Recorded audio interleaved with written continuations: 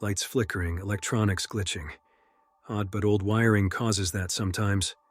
Don't overthink it, until doors creaked open, slamming shut, late at night when should be still. Quiet. Unease creeps like spiders down the spine. Try dismissing or denying. Clutter falls over itself when not looking. Furniture rearranges, storybook stuff, make-believe. Gotta be more grounded and logical.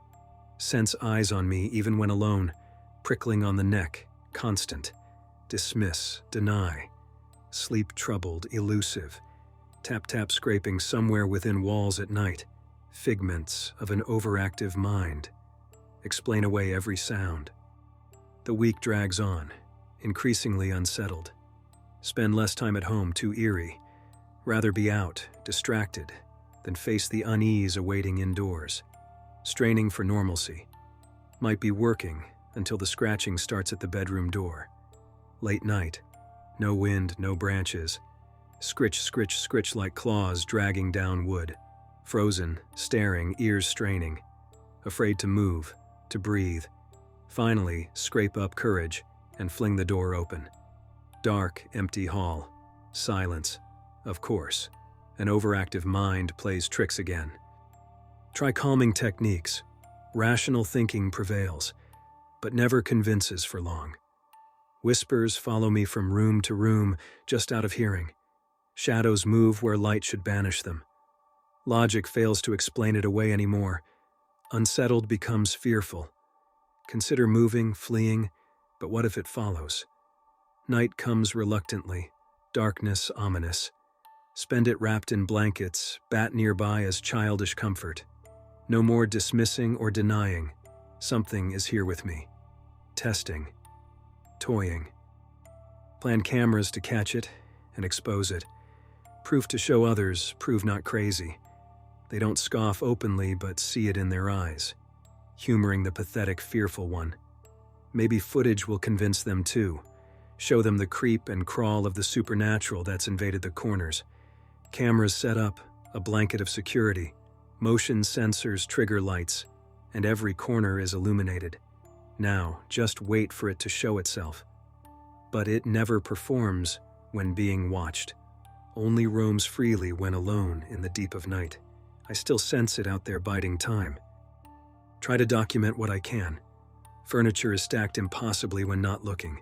Flour was thrown wild across the kitchen. Insane scrawls on bathroom mirrors that vanish when wiped away.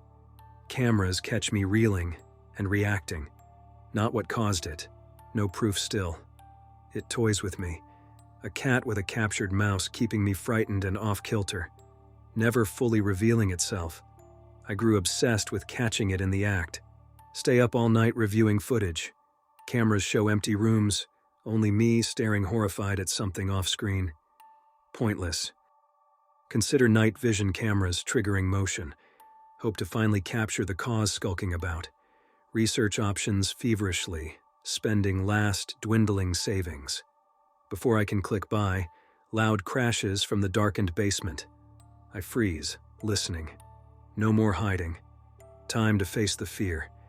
Creep cautiously down rickety stairs, bat raised. Click on a single dangling bulb. Basement still, no movement. Crash came from around the corner where light doesn't reach. My heart pounds ready to burst as I round the cement wall. Empty, of course. Relief floods in, leaving me unsteady on my feet.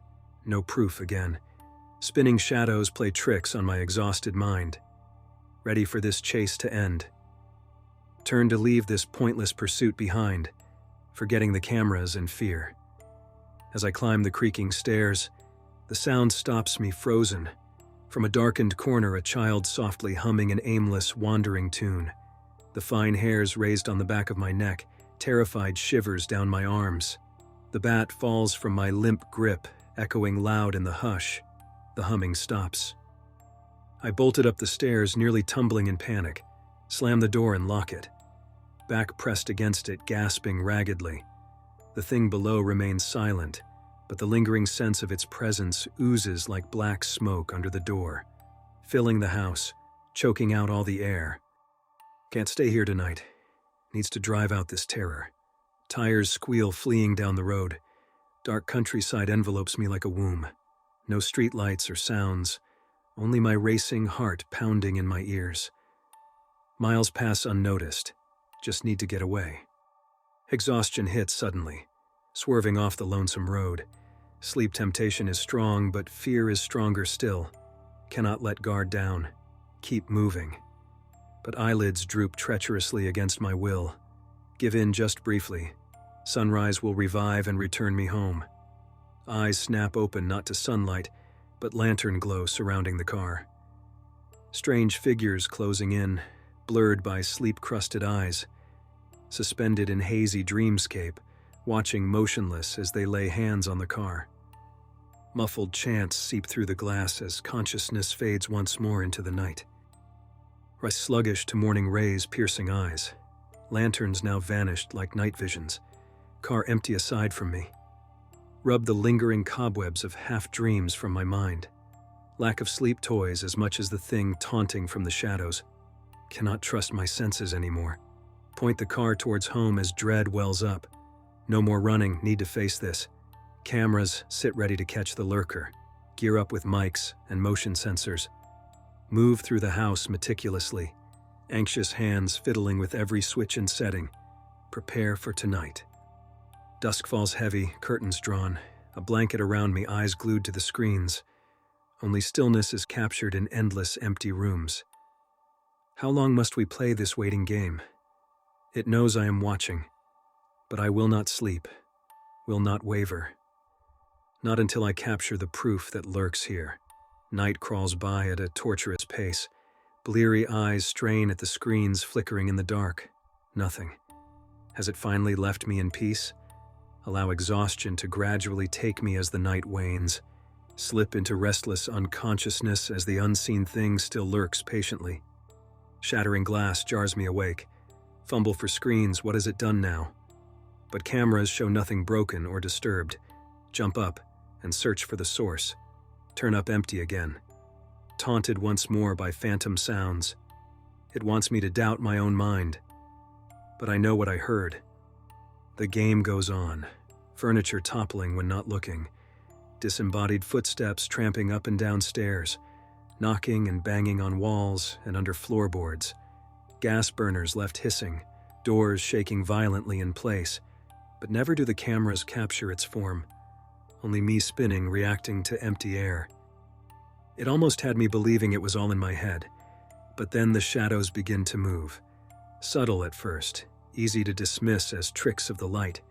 But soon swirling together, taking shape, darting across rooms when I turn my back.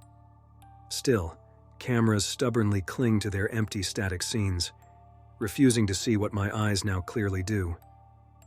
Give up on proof for others. No more futile attempts to document the phenomenon for outside vindication. Now only I know the reality of what it is. This thing invading my home. It will continue toying and taunting until I take a stand and face it head on. Tonight it hid no more. Library books ripped from shelves, smacking the wall in sequence where I sat. A message tapped out on the window glass behind me. Floorboards creaked steadily across the hall, drawing nearer. The presence felt heavy in the air, oppressive as it finally showed itself. By facing my fear, I had given it power. Now there was no going back.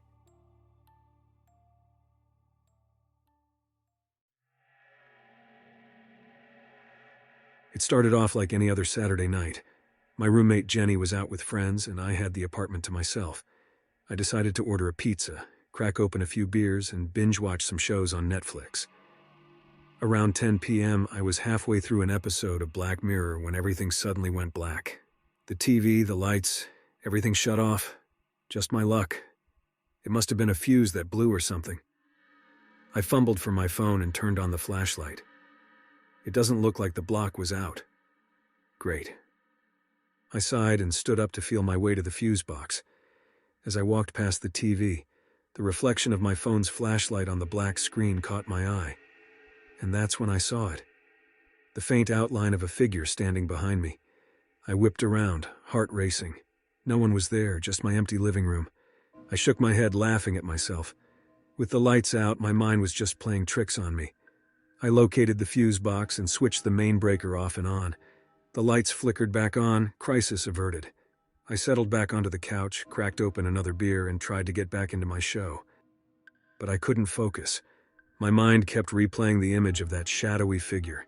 After a few minutes, I hit pause on the remote. Get it together, I muttered to myself. I was letting my imagination run wild over nothing. I got up to use the bathroom, carefully avoiding glancing at the TV screen as I walked by. After peeing, I washed my hands and splashed some water on my face. "You're being ridiculous," I said to my reflection in the mirror. But when I met my own eyes, I could swear I saw something move in the darkness of the hallway behind me. I whirled around, just the empty hall. My heart was really pounding now. I flicked on the hallway light and did a quick search of the apartment. Closets, behind doors, under beds. Nothing. I was alone. I let out a shaky laugh. Too many horror movies were clearly messing with my head. I went back to the living room and sat down, determined to get immersed in my show and think about something else. It worked for a while, but during an intense scene, I noticed the discarded beer bottles on the coffee table. The amber glass created a dim reflection of the TV on their curved surfaces, and in that distorted reflection, I could make out the shape of a figure standing behind the couch. I froze, feeling icy fear trickle down my spine. Slowly, I turned my head. No one was there. But when I glanced back at the bottles, the figure remained in that hazy reflection. My hands were trembling now. I couldn't write this off. Something was very wrong here. I looked directly at the TV screen itself. No figure. But its shadowy form was unmistakable in the glass reflection. I leapt off the couch and backed away towards the front door.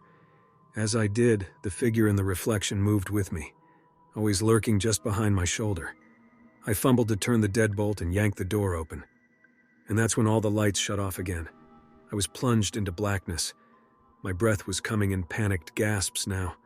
I could feel it, a presence, hovering right behind me. Slowly, filled with terror, I turned my head. Just over my shoulder, I could make out the silhouette of a man, his features obscured by shadows. He was so close I could feel his breath on my neck.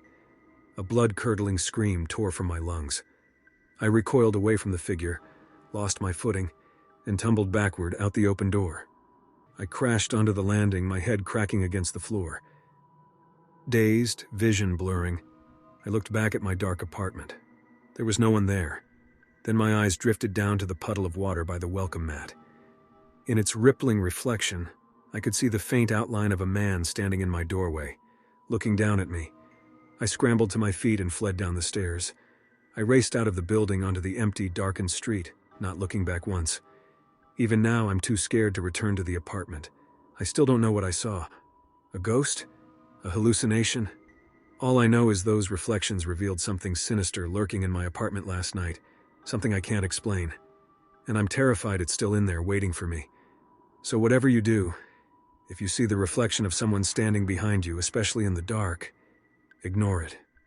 Don't turn around, just get out. Get to safety. Because your mind isn't playing tricks on you. There's something there. Something evil. And it's very, very real.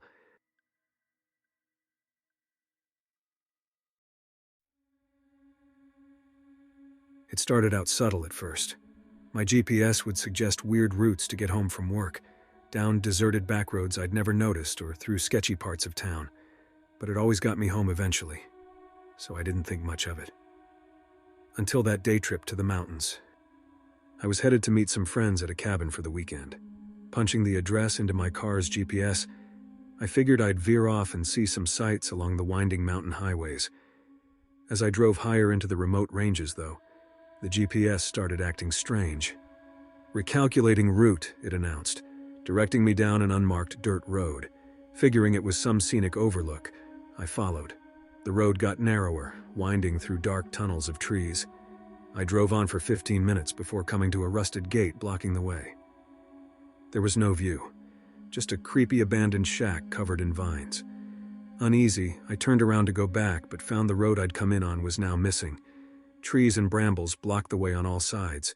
Starting to freak out, I followed the GPS telling me to go right. It guided me through the thick forest for nearly an hour until the trees abruptly ended, depositing me back onto a main road. Relieved, I made it to the cabin just before sunset, shaken by the ordeal. Over the weekend, I tried to forget the incident. On the drive home, though, the GPS veered me off course again, down miles of a crumbling old highway that eventually faded into grassy fields on all sides. I stopped the car, peering into the distance. A small graveyard dotted with crooked headstones suddenly loomed out of the fog. Slamming the car into reverse, I sped backward until I found the highway again. Friends said I was overreacting, that GPS errors were normal. But I knew something sinister was going on. Still, I couldn't afford a new GPS, so had no choice but to keep using it. The following Saturday, I had tickets to see my favorite band. Punching the venue address into the GPS, I was immediately led down a deserted alleyway reeking of garbage. Dead end. So I turned around, only somehow I was in a narrow underground parking garage with the exit ramp sealed off. Desperate, I followed the GPS, telling me to take stairwell B to get out. The stairs went up 10 flights but ended abruptly in a cinder block wall. Then the overhead lights cut out, plunging me into darkness. I thought I heard faint laughter echoing all around as I felt my way back down using my phone's flashlight. Finally, I reached the locked exit, kicking it in a panic until it burst open. By then, I'd missed the concert completely. Enraged, I almost smashed the GPS right there, but I worried I'd need help getting home. The GPS remained oddly silent on the drive back. The next week, I bought a new one, making sure to wipe all data from the old model. But the nightmares continued. I dreamed the old GPS was a floating orb with a malevolent red eye, beckoning me toward a massive dark vortex. I told myself it was over, but a few weeks later, my new GPS started glitching with bizarre errors. It told me to drive into the river to reach my destination. Dread flooded me when the robotic voice suddenly shifted into the taunting tone of the old GPS I'd tried banishing. This couldn't be happening. At home, I found the old device in my junk drawer and hacked it to pieces before tossing it. Just holding the remains made my hands tingle painfully. Had to be faulty wiring or something rational, I told myself. I avoided using any GPS for months after that. But when a big storm hit that winter, I needed help navigating unfamiliar back roads at night. Snow swirled hypnotically in the headlights as the app guided me left up a steep embankment away from the main road. At the top, illuminated by a flash of lightning, was a mangled wreck. My own car crashed and abandoned. I spun the wheel frantically, only to find the embankment was gone. My car swerved, hitting a tree before stalling out.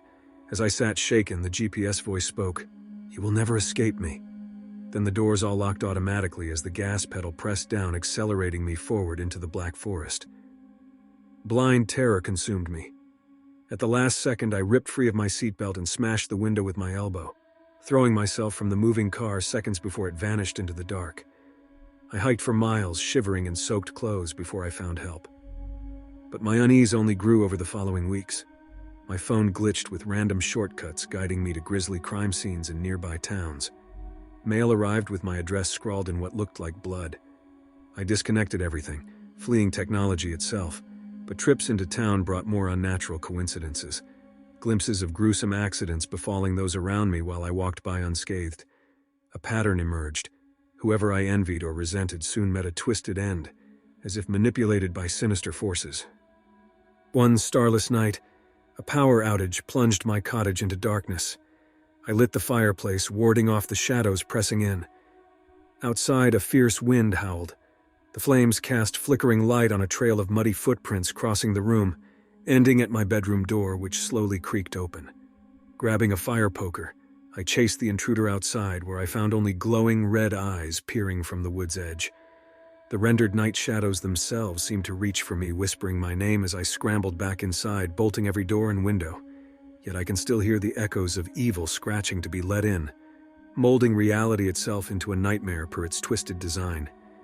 Perhaps one day I will wake up and dismiss this all as bad dreams.